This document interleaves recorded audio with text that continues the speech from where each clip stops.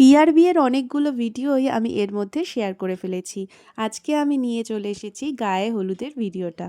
বিয়ের দিন গায়ে হলুদের ঠিক এই সময়টা যখন এসেছে তার আগে আমি দুপুরের খাবার খেতে একটুখানি এখান থেকে সরে গেছিলাম। এসে দেখি অলরেডি গায়ে হলুদ প্রায় শুরু হয়ে গেছে। আমি একদম যথাসময়ে এসেছি এবং সুন্দর সুন্দর কিছু ভিডিও করে নিয়েছি, কিন্তু একটু দূর থেকে। সাধারণত আমরা গায়ে হলুদে হলুদ শাড়ি পরাই ব্রাইড দেখে থাকি, কিন্তু পিয়া লাল পাড় সাদা শাড়ি পরেছিল, আর সেই কারণে দেখতে অনেক বেশি ইউনিক আর সুন্দর লাগছিল। আমি মনে হয় এই প্রথমবার কারো বিয়ে এত সুন্দরভাবে এনজয় করেছি। অনেক সময় নিজেদের বাড়ির বিয়েতেও এত এনজয় করা যায় না যতটা আমি পিয়ার বিয়েতে এনজয় করেছি। অথচ আমরা ভেবেছিলাম এই বিয়েটা হয়তো আমি এনজয় করতেই পারবো না। এতদিন এইটুকু আমি বুঝতে পেরেছি, যেটা ভাগ্যে থাকবে সেটা হাজার চেষ্টা করলেও সরানো যাবে না। আবার যা আমাদের ভাগ্যে থাকে না তা কিন্তু হাজার চেষ্টা করলেও আঁকড়ে ধরে রাখা সম্ভব নয়। পিয়ার বিয়ের প্রত্যেকটা অনুষ্ঠান আমি ভীষণ ভালোভাবে এনজয় করেছি।